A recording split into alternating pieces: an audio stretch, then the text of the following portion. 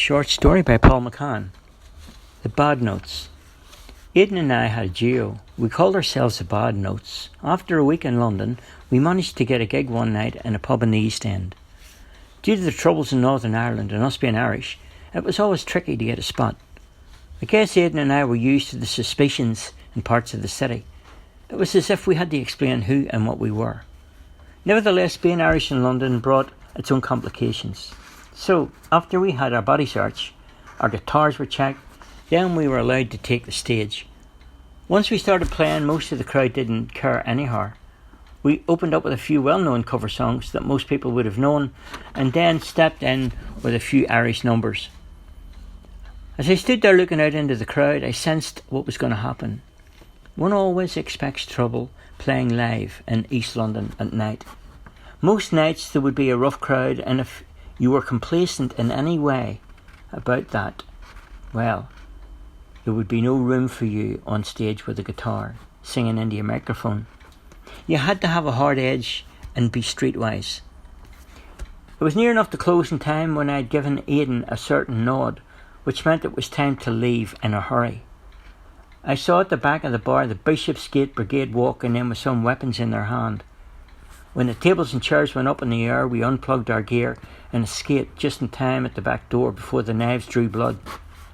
We had seen it happen too many times before. Heads would roll, and we just wanted out of it. Off we went like two greyhounds, along the rails of the back alley down into the main drag at Kingsland Road. We heard the sirens and flashing lights as the havoc began. It penetrated the darkness of the night. Recently, there had been lots of trouble in the East End, and two rival gangs seemed to be at war over some turf issue. Control was a big thing on the street. Some of the gang leaders would be so fanatical about it that they would kill to keep it. London ate you up and spat you out unless you satisfied the hungry lion. And what the lion required was money and its greed for more. It was habitual, like a daily feed. We had really had just about enough of it, and as Aidan and I darted in and out the traffic, we looked at each other, a little out of breath. Aidan stopped and he pulled out a smoke and he said, "Anybody would think we were back in Belfast, Bobby." I lit up as well and said, "Shut up and put your hands up against the wall." We both had a laugh, and Aidan said, "What was the music that bad then?" I spat down on the ground. "No, they just don't appreciate Irish music." Aidan looked hard at me and said, "Well, that's their problem."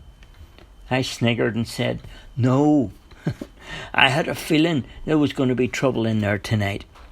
Aidan replied, "Why? Was that the colour of our skin?" "No, Aidan, it was a drug issue, nothing to do with us." He nodded. Then he said, "Drug issue? But we don't take drugs." I put my hand on his shoulders and said, "I know, but there were lots of people in the crowd who do." "Well, that's their problem," he said with a touch of apathy in his voice. I looked at him and I replied, "Aidan, just because we both get off the stuff and are straight doesn't make us better than any of them. The thing is, our customers in the gig are users, and we know that means, so don't get on that high horse of yours." "I suppose you're right, Bobby. So what are we going to do now?" I checked the small change in my pocket and I said, "Well, we still haven't the price of a boat train ticket to get home. So what are we going to do now?" I confidently answered him, "We'll get the head down in the bull ring tonight." "Not Cardboard City again, Bobby," he answered. "Sure, tomorrow's another day, and I know a place with our crackers about Irish music. I'll take you there." I put on a steady pace, and Aidan chased close behind. I could hear his heavy breathing, and he said, "Slow down, Bobby. I can't keep up. You're walking too fast." I stopped and let him catch his breath, then looked at him and said, "It's just as well I'm the one who's doing the vocals in this outfit. Now come on." We made our way to Waterloo, and soon were surrounded by the residents of Cardboard City, who always loved to see us coming. After a few songs, we settled down for the night. In the morning, we were up and at 'em again. Aidan and I started walking double time to get to the double-decker to take us to New Cross. When we jumped off the bus, I led the way to a place where I had been to before. I pushed open the door and made my way over to the bar. The manager remembered me from another gig I had done and gave me okay. We got a booking that evening to play. With lunch in a room thrown in, we had a new look on things. After resting up, Aidan and I rehearsed before the gig. We had some new songs we wanted to try out. The time flew and soon it was time for the show. The pub was packed with people and there were more than enough for the bar. The air was thick with Irish accents and laughter filled the air. The crack was mighty thick, all right, you could almost taste it. After a few numbers, the barman sent 2 pints over in a corner for us. We got the thumbs up from him and Aidan and I did a few sets of lively tunes. The music was flowing like the Lagan under the Ormer Bridge. By the end of the night the crowd had enjoyed us and we had earned our sleep. It was almost closing time when I saw this group near the staircase and another few there by the door. And then I realised there was going to be trouble. I looked at Aidan and gave him the nod. We finished the number we were doing and took off our guitars. And as we did, all mayhem broke loose. The front window went in. Fists were flying. The crowd started throwing punches. Broken glasses were used. In the middle of all the blood and the guts, Aidan and I did another runner. As we headed out the back door, I heard Aidan saying, "You're amazing, Bobby." "Good luck, Aidan. I'll see you in Belfast." His eyes were almost laughing and I heard him say, "See you in the morning."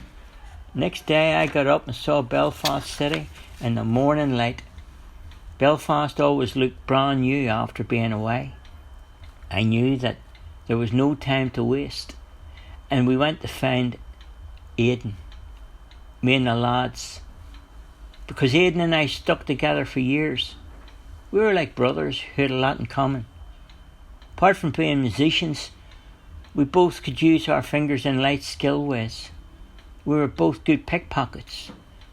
Although both of us dreamt of getting a big break, we both worked it out years ago it was never going to happen for us.